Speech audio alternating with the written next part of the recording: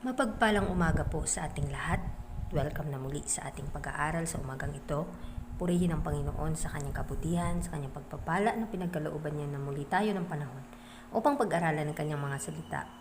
It's July 14, entitled Marriage, a Sacred Institution. Sa ating key text sa Proverbs 18 verse 22, "Whoso findeth a wife findeth a good thing, and obtaineth favor of the Lord." So dito makikita natin kapag tayo ay nakatagpo ng mabuting asawa, ay isa itong mabuting bagay na magbibigay kaluwalhatian sa Panginoon. Marriage has received Christ's sanction and blessing and is to be regarded as a sacred institution. True religion does not counterwork the Lord's plans. God ordained that woman should be united with man in holy wedlock to raise up families that would be crowned with honor, who would be symbols of the family in heaven. So, ang pag-aasawa po mga kapatid ay isa po itong pagtanggap ni Kristo bilang isang pagpapala at isa itong sagradong institusyon ng mag-asawa.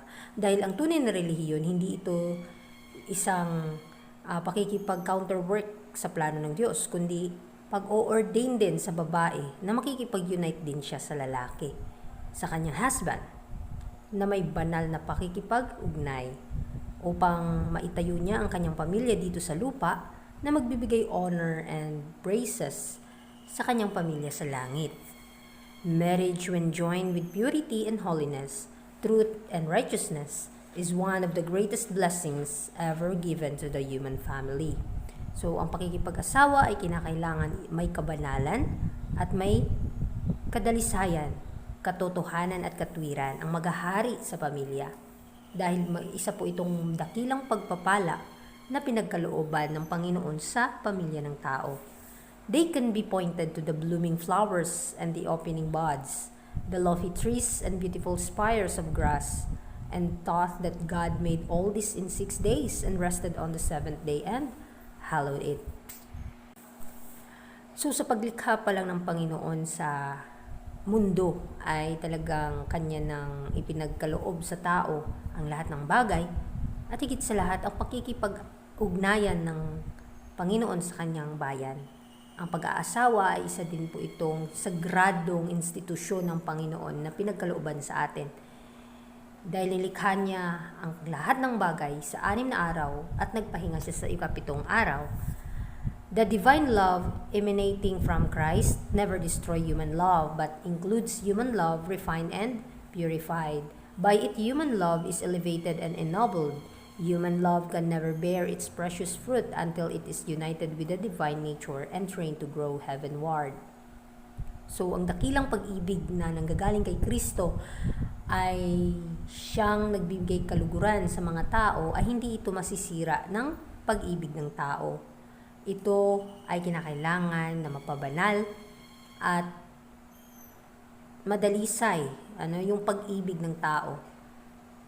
At sa pamamagitan ng pag-iibigan ng tao sa Panginoon at sa kanyang kapwa, ay nagbibigay din ito ng precious fruit until na tayo ay maging kaugnay sa kanyang kabanalan or sa kanyang kalikasan or banal na kalikasan upang tayo ay masanay at lumago patungo sa langit. Jesus wants to see happy marriage, happy firesides, the warmth of true friendship and the love that binds the hearts of husband and wife are a foretaste of heaven. God has ordained that there should be perfect love and perfect harmony between those who enter into the marriage relation. Let bride and bridegroom in the presence of the heavenly universe pledge themselves to love one another as God has ordained they should. So, ang gusto ng Panginoon sa atin na makita na tayo ay nagagalak kapag ang mag-asawa ay masayang nagpupuri sa Panginoon, masayang nagbibigay kaluguran sa kanyang kaluwalhatian. Dahil ang tunay na kaibigan ay nagbibigay pag-ibig at ito'y nagbubuklod sa mga puso, lalong-lalo na sa mag-asawa. Dahil ito yung nagbibigay o nagbubuklod-buklod din ito sa kanilang pag-iibigan tungo sa langit. Dahil inoordinahan na po ng Diyos ang bawat isa ng perfect love at perfect harmony between those who enter into the marriage relation. Kinakailangan ang mag-asawa ay magpepresenta o magrepresent ng makalangit na universe dahil isa po itong pangako sa pag-iibigan ng dalawa. Ito ay inaaprubahan ng Diyos. God made from the man a woman to be a companion and helpmeet for him, to be one with him, to cheer, encourage, and bless him. He in turn to be her strong helper. All who enter into matrimonial relations with a holy purpose, the husband to obtain the pure affections of a woman's heart, the wife to soften and improve her husband's character and give it completeness, fulfill God's purpose for them. So nilikha po ng Diyos ang babae mula sa lalaki upang kanya itong makasama at gawin itong tagatulong o tumutulong sa kanya, sa kanyang mga gawain. Ang babae ay isa itong strong helper ng kanyang husband.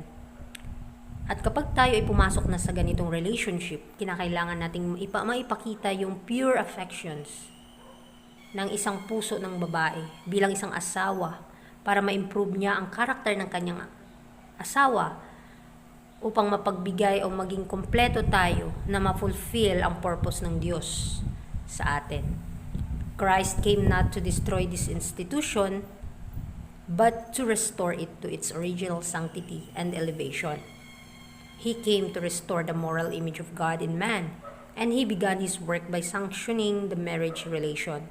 He who made the first holy pair and who created for them a paradise has put his seal upon the marriage institution, first celebrated in Eden when the morning stars sang together and all the sons of God shouted for joy. So, si Kristo ay pumarito sa lupa hindi para sirain ang ganitong institution, but para ito ay ma-restore sa kanyang original na kabanalan. Dahil ang pag-aasawa ay isa po itong sagradong pakikipag-ugnayan sa Diyos. Isang sagradong bagay na dapat pasukin ng mga tao. Si Kristo ay nagsimulang gumawa at kumilos sa kilusan ng pag-aasawa. Siya na ang mangungulo sa babae at lalaki kung saan sila papasok o anong relationship ang kanilang susundin. Isa po itong banal na institution.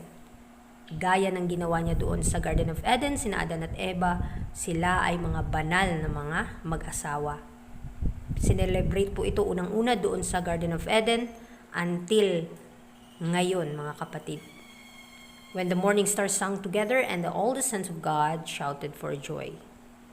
So sa ating pag-aaral sa umagang ito, tunay nga na bigyan natin ng panahon ang pag-aaral ng salita ng Panginoon patungkol sa pag-aasawa dahil isa po itong sagradong institution na dapat nating tuunan ng pansin. Dahil marami ngayong nag-aasawa na hindi kasal. So hindi yung pag-aasawa, pakikisama lang yun na hindi kasal. So hindi po yun kaaya-aya sa Panginoon. Kasi nga, inaaprubahan ng Panginoon na tayo ay kapag pumasok na sa marriage relationship ay kinakailangan na maikasal tayo sa simbahan. At the same time sa government para magiging aprobado ito sa langit. Dahil ang pag-aasawa at pakikisama na hindi kasal ay kasalanan sa harapan ng Panginoon.